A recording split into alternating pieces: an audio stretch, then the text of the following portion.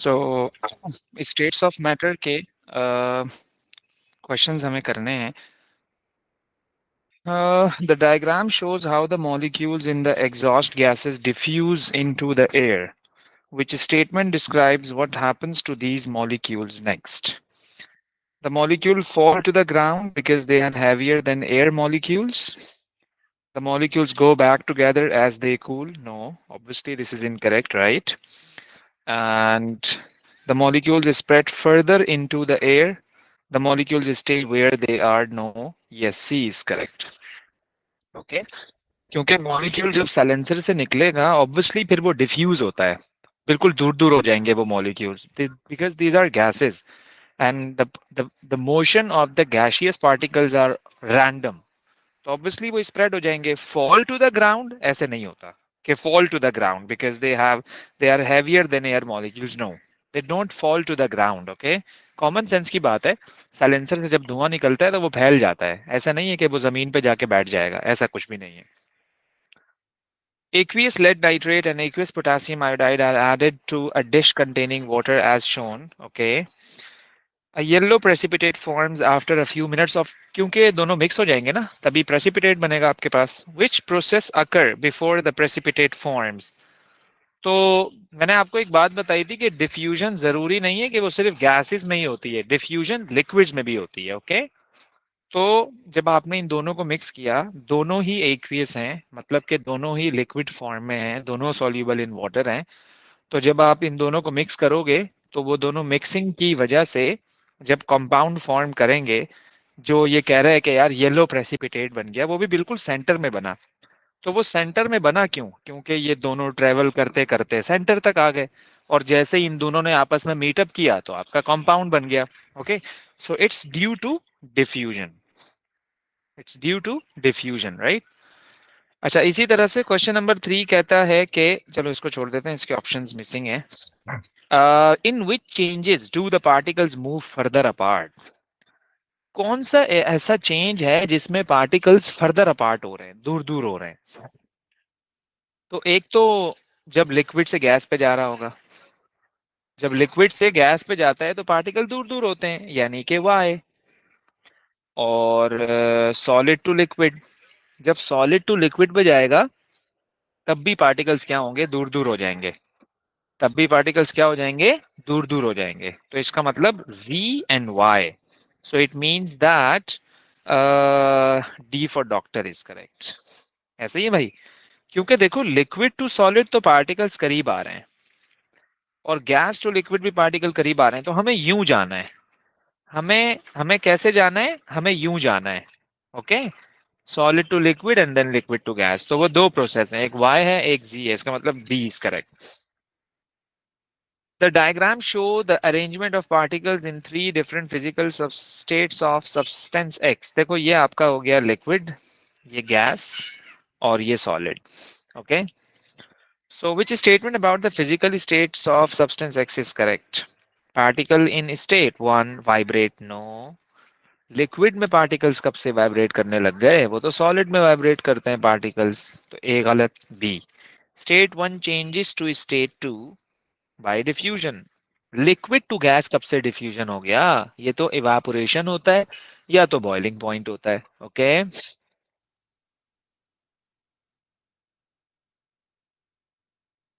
और सी में कह रहा है state 2 changes directly to state 3 by condensation. ना ना ना ना ना ना, कंडेंसेशन तो होता है गैस टू लिक्विड. कंडेंसेशन यूं है, यूं थोड़ी है. ओके, तो सी भी गलत हो गया. तो तीनों गलत हो गए, ऑब्वियसली डी सही होगा यार. एक सही होता है ना option. So the substance in stage 3 has a fixed volume. या बिकॉज दिस इज सॉलिड, और सॉलिड का वॉल्यूम फिक्स होता है, इवन के सॉलिड की शेप भी फिक्स होती है. In which substance are the particles close together and slowly moving past each other? Close together and slowly moving भी है, close together भी है, slowly moving भी है. तो लिक्विड होगा, तो मतलब वाटर. क्योंकि देखो एयर में स्लोली मूव तो नहीं करेगा, आइस में भी मूव नहीं, आइस में तो वाइब्रेशन होती है. स्टीम में तो एयर है, स्टीम भी ऑब्वियसली गैस है. तो पीछे बचा डी, पीछे बचा डी. अच्छा जी, आइए जरा आगे। ये क्वेश्चन बड़ा अच्छा क्वेश्चन है, कॉन्सेप्चुअल क्वेश्चन है। इसमें कह रहा है कि which diagram shows the process of diffusion. देखो एक बात मैं आपको बता दूं कि डिफ्यूजन जो है ना वो फिजिकल प्रोसेस है, केमिकल प्रोसेस नहीं है। यानी इसमें ऐसा नहीं होगा कि आपका कोई मॉलिक्यूल केमिकली कंबाइंड हो जाएगा, या ऐसा भी नहीं होगा कि आपका जो मॉलिक्यूल है वो केमिकली ब्रेक डाउन हो जाएगा। बात को समझिएगा जरा। अब लेट्स सपोज, मेरे कहने का मतलब है कि ये एक मॉलिक्यूल है और ये दूसरा मॉलिक्यूल है।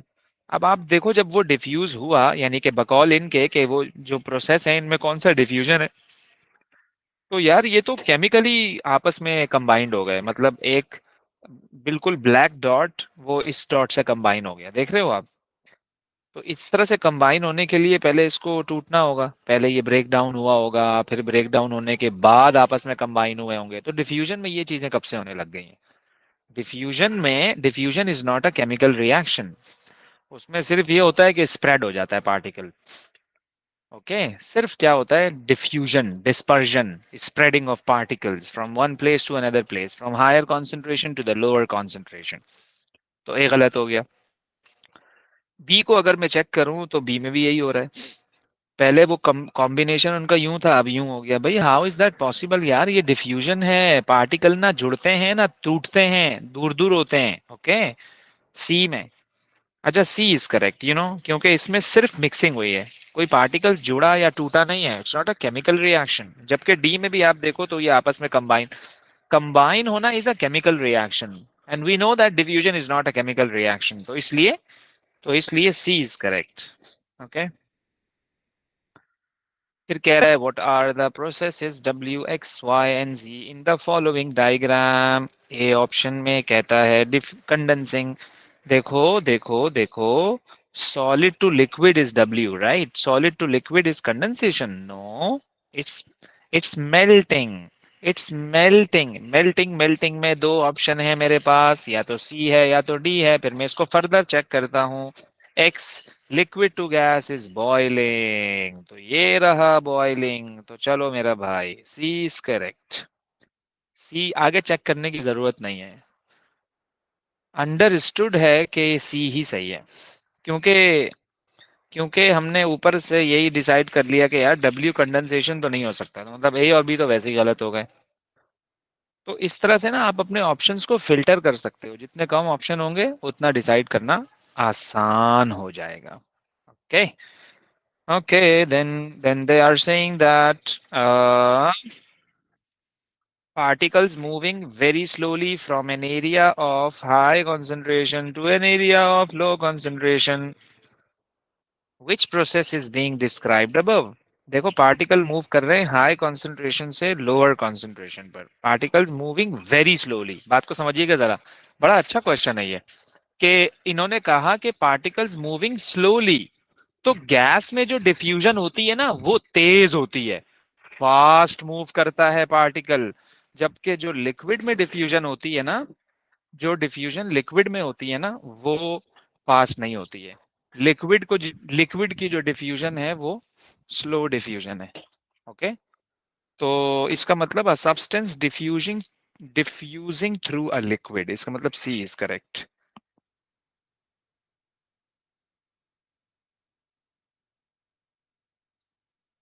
सही है जी। अच्छा जी, ओके। अब आइए जरा।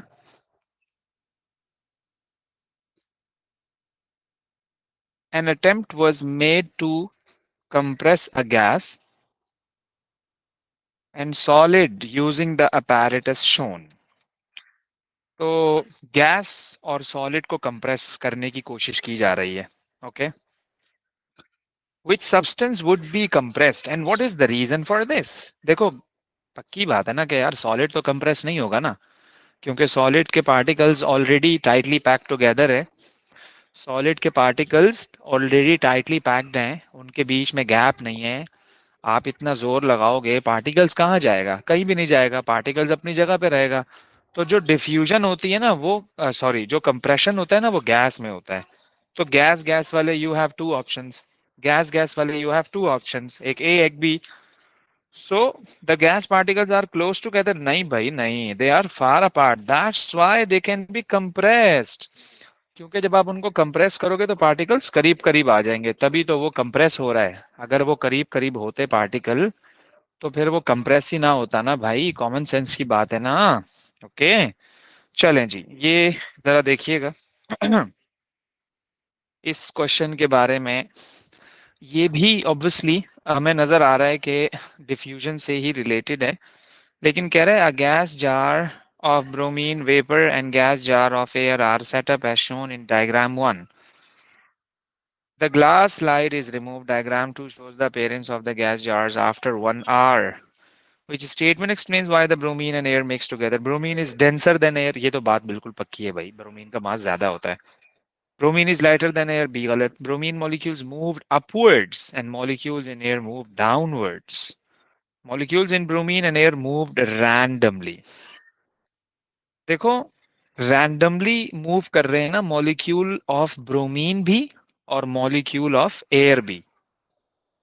बात समझ रहे हो आप? तो दोनों की रैंडम मूवमेंट की वजह से मिक्सिंग हो गई। दोनों की रैंडम मूवमेंट की वजह से क्या हो गई? मिक्सिंग हो गई। तो ज्यादा अच्छा ऑप्शन इज डी। ज्यादा अच्छा option is D for doctor. Okay. अच्छा, two gas jars each contain a different gas. The gas jars are connected and the cover slips are removed. The diagram shows what happens to the particles of the gases. तो वो देखो आप किस तरह से even mixing हो गई। What which process has occurred? Again, I would say that this is diffusion. Again, I would say that this is diffusion. Simple. Or which statement is an example of diffusion? A kitchen towel soaks up some spilt milk. Ice cream melts in a warm room. Pollen from flowers is blown by the wind. The smell of cooking spreads through. Yes, क्यों ये diffusion है? This is this is called diffusion. क्योंकि जो smell है cooking की वो पूरे के पूरे घर में क्या हो गई? फैल गई। So this is called basically diffusion, बाकी डिफ्यूजन नहीं है। ओके। इसी तरह से a few drops of perfume were spilled on the room on the floor. A few minutes later the perfume could be smelled a few meters away. Which two process had taken place? Distillation कहाँ से आ गया? नहीं, evaporation and diffusion. Yes, evaporation and diffusion. Evaporation भी basically liquid to gas होता है ना, तो perfume was liquid by the way. तो कुछ इस तरह से। The diagram shows a sugar lump in a cup of tea. Which two process must happen to spread the sugar evenly in the tea? देखो सबसे पहले क्या होगा? वो डिसॉल्व होगा। शुगर का जो क्रिस्टल है चाय में वो डिसॉल्व होगा, और डिसॉल्व होने के बाद वो क्या होगा? डिफ्यूज हो जाएगा। डिसॉल्व होने के बाद वो क्या होगा? डिफ्यूज हो जाएगा। Okay. So diffuse, sorry, dissolving, dissolving and then diffusion, dissolving and then diffusion, right? Okay. So B for ball is correct. Or a crystal of purple potassium magnate was added to each of the beaker shown in the diagram. ये hot water है, ये cold water है, दोनों में इन्होंने potassium magnate डाल दिया। One beaker contain hot water and the other beaker contain cold water. नजर आ रहा है। In both beakers, the purple color of the potassium magnate spreads out, which result and explanation are correct. देखो ये बात तो confirm है ना कि ठंडे पानी में कोई भी चीज जो मिक्स होगी वो देर से मिक्स होगी, और गर्म पानी में वो चीज जल्दी मिक्स हो जाएगी। ये तो पक्की बात है ना यार। तो colour spreads faster in a cold water? ना बाबा ना, गलत गलत गलत। ना ना ना, फास्टर इन अ कोल्ड नहीं भाई, हॉट वाटर में फास्टर होगा ना। तो या तो सी सही है या तो डी सही है। आगे देख लेते हैं। Particles move faster at a higher temperature. Particles move slower at a, of course, common sense. C is correct. C तो खैर स्टेट्स ऑफ मैटर के पास पेपर इज वेरी इजी, आपको आइडिया हो गया होगा। तो then inshallah we would be starting the past paper for the next chapter, that is atomic structure, in the next lesson.